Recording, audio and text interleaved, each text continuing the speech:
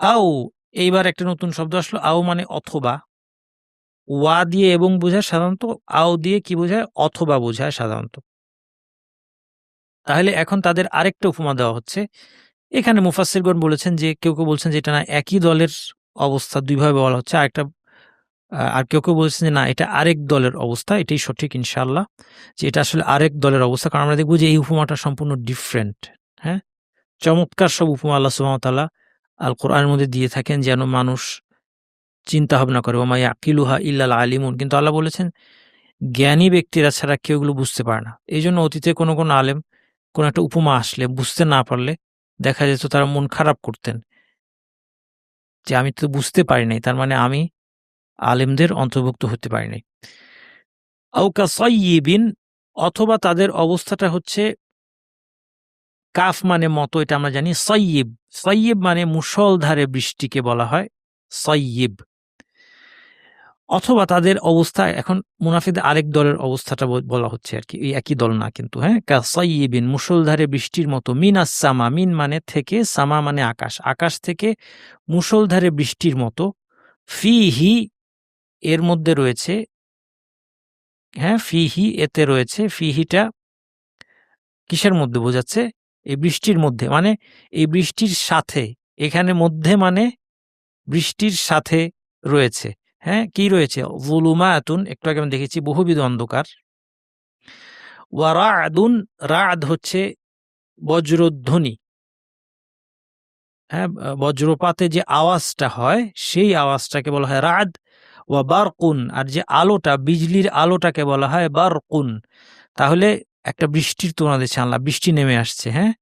অন্ধকার রাতে চিন্তা করেন, একটা বৃষ্টি, মুষলধারে বৃষ্টি। ফিহি যুলুমাত, হ্যাঁ? অনেক ধরনের অন্ধকার আছে। রাত্রির অন্ধকার, মেঘের অন্ধকার। এরপর এর সাথে রয়েছে রা'দ, বজ্রের গর্জন, বজ্রধ্বনি, এবং বারকুন, বিজলির আলো। এখন তারা কি করছে?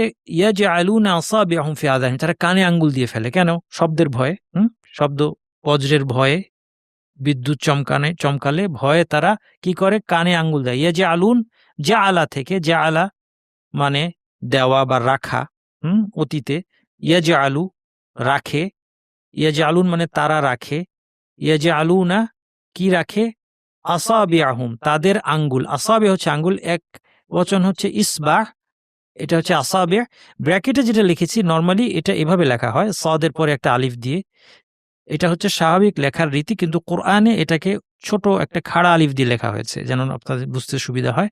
এজন্য লিখেছি যে এমনিতে আপনারা খাতায় লিখতে গেলে, যখন আপনারা ভাষা শিখছেন, তখন আপনারা এইভাবে লিখবেন। তাহলে আসাবি' হচ্ছে আঙ্গুলের প্লুরাল। তারা তাদের আঙ্গুলগুলো কোথায় দেয়? ফি আযানিহিম, তাদের কানের মধ্যে। আযান মানে তাদের কান, হিম মানে তাদের। হুম বা হিম, এটা বারবার আমরা পাচ্ছি, আমাদের এতদিনে নিশ্চয়ই মুখস্থ হয়ে গেছে। হুম বা হিম মানে তারা। আযানিহিম মানে তাদের কান। আযান শব্দটা উযুনের প্লুরাল। উযুন হচ্ছে, হ্যাঁ, একটা কানকে উযুন বলে, এটার প্লুরাল হচ্ছে আযান। ওকে।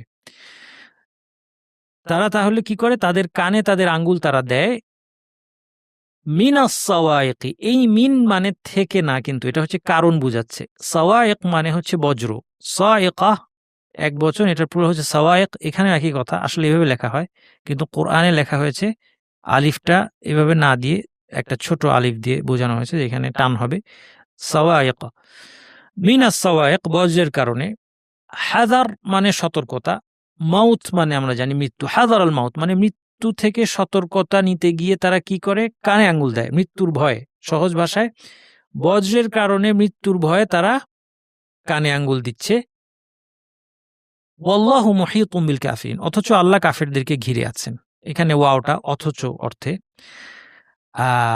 মুহীত হচ্ছে সাথে বি এসেছে, মানে মূল যেটা ক্রিয়াটা, ভার্বটা হচ্ছে আহাতা। আহাতার সাথে বি আসে। আহাতা মানে ঘিরে ফেলা। কাদেরকে ঘিরে ফেলেছে? তাদেরকে বি দিয়ে যুক্ত করা হয়। তারা হচ্ছে কাফিরিন, কাফেররা। কাফেরদেরকে আল্লাহ ঘিরে আছেন, এটা বি দিয়ে, অর্থাৎ আল্লাহ সম্পূর্ণভাবে তাদেরকে, কাফেরদেরকে তার ক্ষমতা এবং জ্ঞানের আওতার মধ্যে রেখেছেন। তারা তার ক্ষমতা কিংবা জ্ঞানের বাইরে নয়। তারা কানে আঙ্গুল দিয়ে যাই করুক।